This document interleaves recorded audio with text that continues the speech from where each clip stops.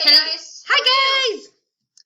Miss Wood and Miss Mattice here, virtually teaching you about fossils. Yay! Let's get started.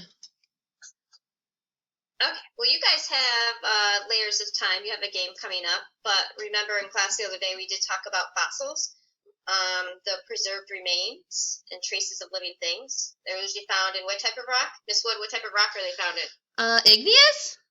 No, come on, would they really survive an igneous rock? Oh, no, because magma would melt anything that died, so it has to be sedimentary because those layers of sand and silt and things are going to pile on top of those dead animals and then preserve them as fossils. Yeah, it gets replaced by the minerals eventually. So, and then we have our index fossils. Do you remember talking about that? Yeah, index fossils are special because they lived for a really short amount of time. And it helps you learn about the age of the rock they're found in too, right? Yeah, and those organisms were once abundant. We talked about in class the other day the trilobite in particular. Our favorite.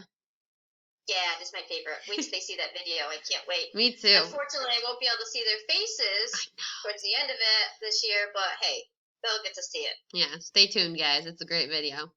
Awesome. All right, I'm going to click next here. So the next slide is about extinction, and the definition of extinction is any organism that is no longer existing and will never exist again. Yeah, that's kind of sad. It is sad. So what, Miss Mattice, what layer or what organisms in the Extinction is Forever page are still living today? I see something here. It is a little bit blurry on my side, so could you help me out and just describe what I'm seeing? Can you see what I'm pointing at? Yeah, I can see what you're pointing at. Can you tell me these two organisms, the dragonfly-looking thing and the flower-looking thing, are still living today because they're in the top layer, whereas the seashell-looking thing is extinct because it's no longer found. Yeah, it looks like it ends a while ago, so if it's no longer found, then yes, it would be extinct. It is extinct. Yes. The next thing we're going to do, guys, is play the Layers of Time game, where you're going to order the rock layers based on the fossil record. We're going to start off on our easier level, and then after this video, we're going to challenge you guys to do level 2 and 3, and comment and tell us how you did. Yeah. Level 1. All right, so we see a bunch of different layers, 7 different layers with a variety of fossils in them. Miss Mattice. I see something that says oldest layer. So that oldest layer goes where? I'm pretty sure old, it has to go where? It has to go on the bottom. Bottom, yeah. So there's this thing called the law or principle of superposition, where the youngest layers of rock are at the top. They were formed last. And the oldest layers possible are always at the bottom because they have to be put there first in order for the other rock layers to stack on top.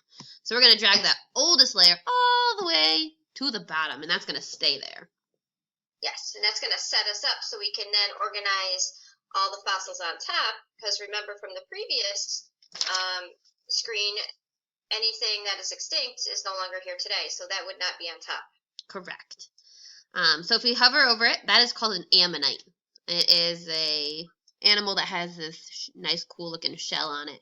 So in order to put the rock layers in order, we have to get all of our ammonites together. If there's a blank space in between them, that's really not possible because you don't usually go extinct and then come back to life, although that would be cool. So we need to kind of move these around so you can drag them closer together until you get all your ammonites in one spot. Miss Mattice, what's wrong with this picture? What do I have to do next? Yeah, there's a couple things that went extinct and they came back to life, so we have to reorganize those. Definitely. Like this guy right here. Oh, I don't know how to pronounce that. He's got to go down. We're going to bring him down. And now those two are together, making it a great index fossil, saying that those two layers are connected. All right, so I see another problem over to the other side of your screen here, to the left of your screen. Right there, we have something else that went extinct. Our flowering plants need to be moved together.